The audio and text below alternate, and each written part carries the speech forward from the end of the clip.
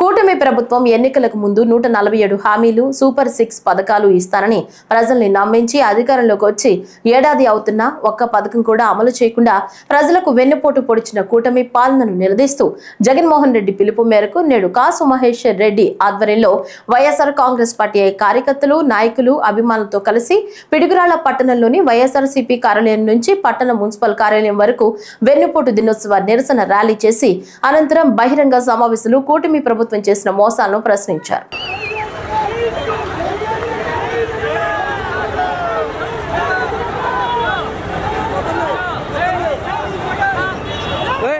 సంవత్సరమైంది కూటమి ప్రభుత్వం ఏర్పడి చంద్రబాబు నాయుడు గారు ముఖ్యమంత్రి అయి ఇక్కడ ఎరపతినేని శ్రీనివాసరావు గారు ఎమ్మెల్యే కృష్ణదేవరాయలు గారు ఏం జరిగింది గురజాల నియోజకవర్గంలో మొదటి సంవత్సరం మొదటి 3 నెలల్లోనే 5గురు అభం శుభం ఎలవని బీసీలు పాపం పిడుగురాళ్లలో తాగునీరు తాగి చనిపోయారు.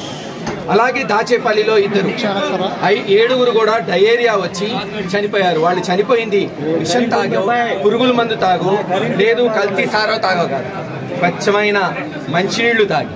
అటువంటిది ఈ ప్రభుత్వం, చేతగాని దద్దమ్మ ప్రభుత్వం. మేమేమో పిడుగురాళ్ళకి 75 సంవత్సరాల్లో మొట్టమొదటిసారి కృష్ణానీళ్లు తెస్తే వాళ్ళేమో కలుషిత నీళ్లు ఇచ్చి ఈ నియోజకవర్గంలో 7గురిని మర్డర్ చేసింది ఈ కూటమి ప్రభుత్వం. గ్రనైట్ స్మగ్లింగ్, వైన్ షాపుల్లో పర్సంటేజీలు లేదు, మైన్లు దోచుకోవటం.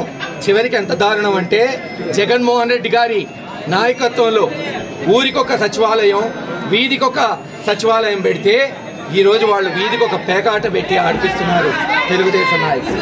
ఇది గురజాల్లో జరుగుతున్న అభివృద్ధి. మేము 500 కోట్లతో మెడికల్ కాలేజ్ తీసుకొచ్చి 90% హాస్పిటల్ పూర్తి చేసి 70% కాలేజ్ పూర్తి చేస్తే సంవత్సరం నుంచి అంగుళం కదలలేదు. బ్రిడ్జు ఆర్ఓబి 50 కోట్లతో తీసుకొస్తే అది కదలలేదు. మొన్నే ధర్నా చేస్తాం కోర్టుకు పోతామంటే మళ్ళీ శంకుస్థాపన చేశారు. మీరు 10 సార్లు శంకుస్థాపన చేసినా మాకు అభ్యంతరం లేదు. మాకు కావాల్సింది జానపాడు బ్రిడ్జు, వాళ్ళ రుణం తీర్చుకోవటం. ఇంతెందుకు దాచేపల్లి గురజాల మున్సిపాలిటీలు చేశాం.